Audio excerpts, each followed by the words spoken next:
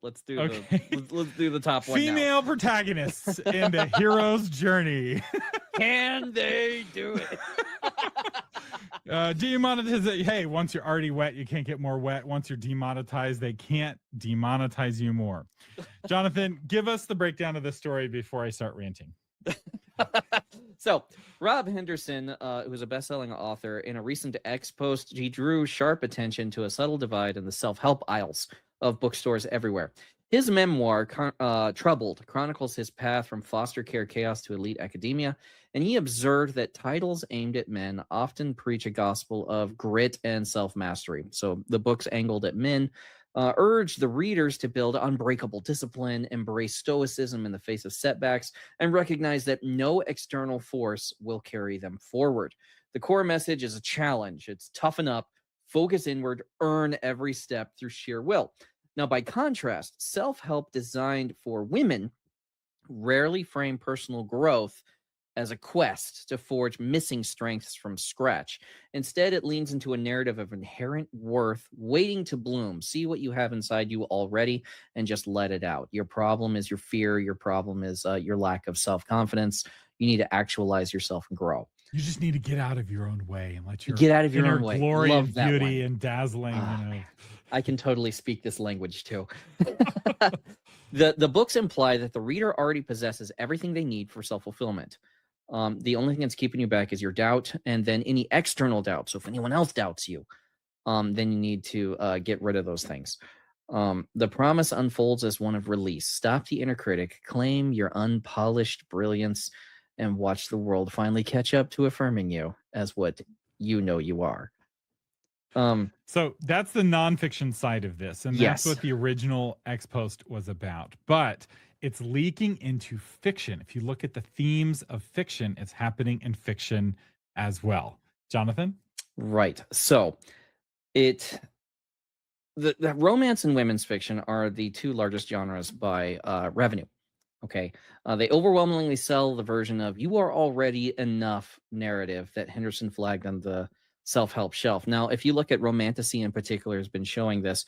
The protagonist has a power inside of them that has to be unlocked, usually by some sort of self-actualization process.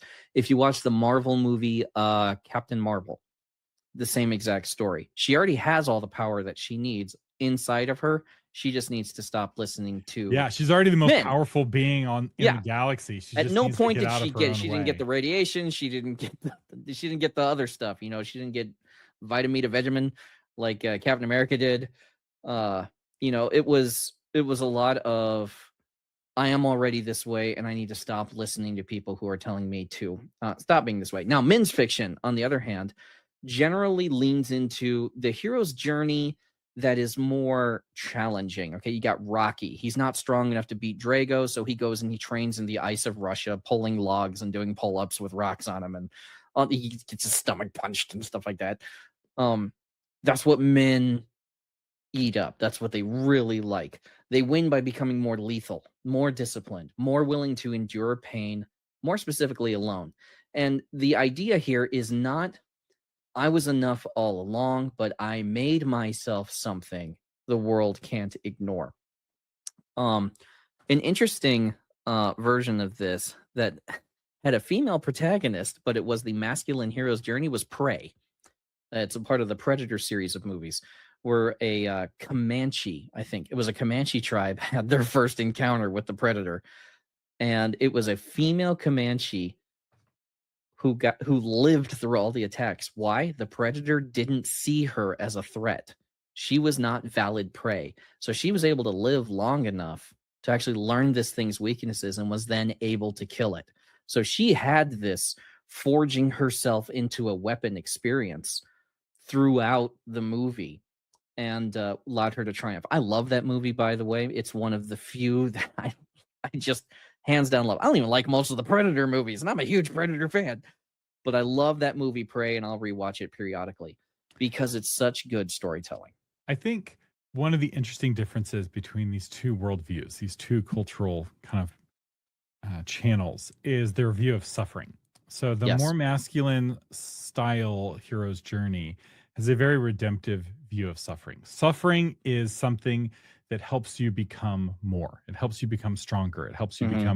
become more effective. It helps you. It's not necessarily something that you have to overcome. It's something that helps you overcome your true obstacle.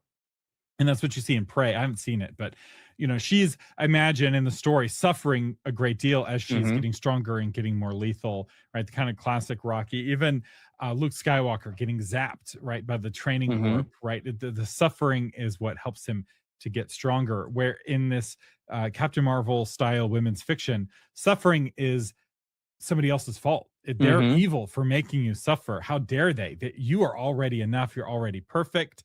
There's nothing in you to fix. And by making you suffer, that other person is impinging on your inner greatness and your Mm-hmm. inner beauty. And the way that this was presented in the X was a masculine and feminine.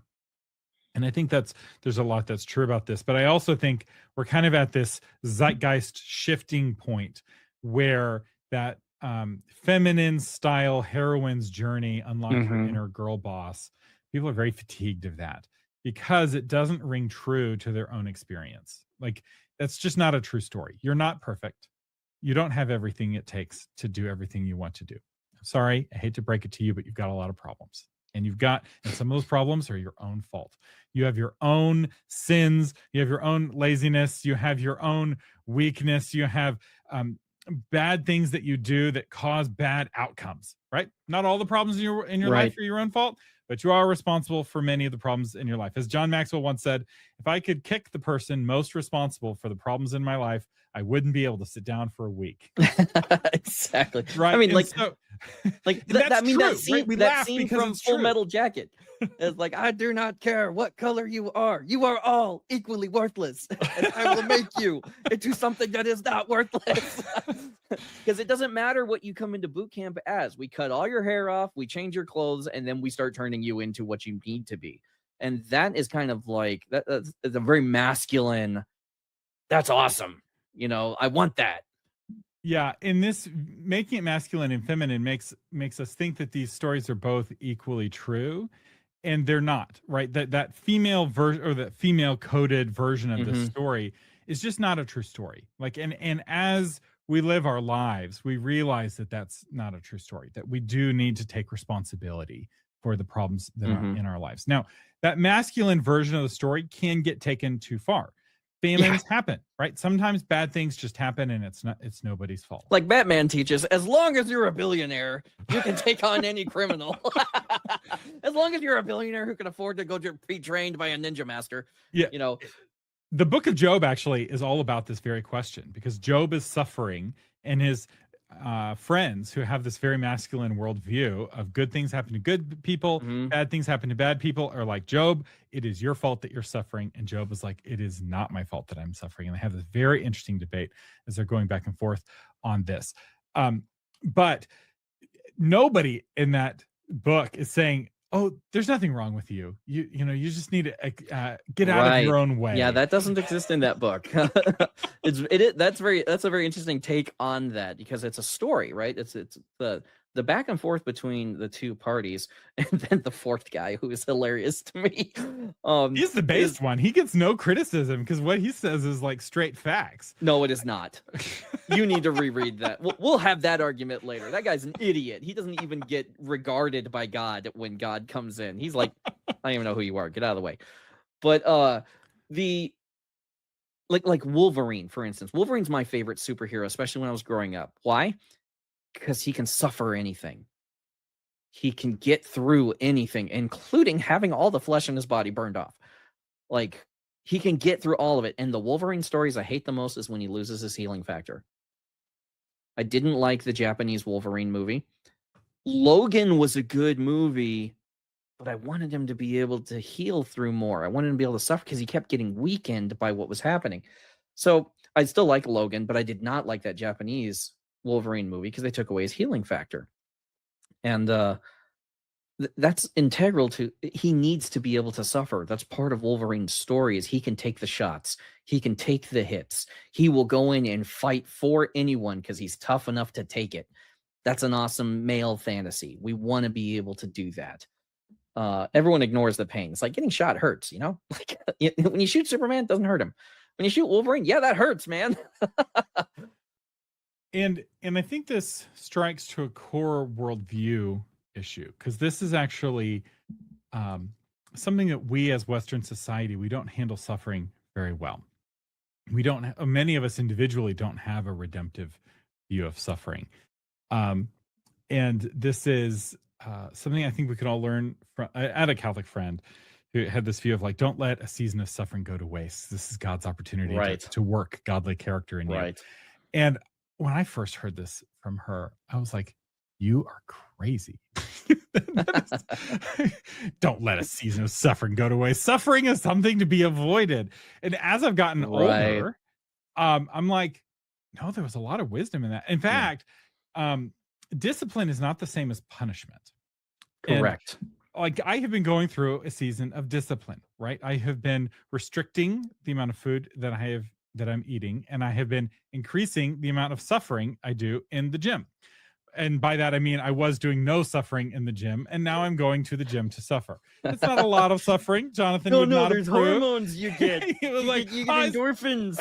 I suffered more in 5 minutes of those people Marines than you have in your 10 months of working out. But it's like, but this discipline is good, right? And we'll close with this because it applies to you as writers. The discipline of writing, forcing yourself to write when you don't feel like it, actually makes you a better person. You don't get any points for writing when the muse is there and the birds are chirping and you're struck with inspiration.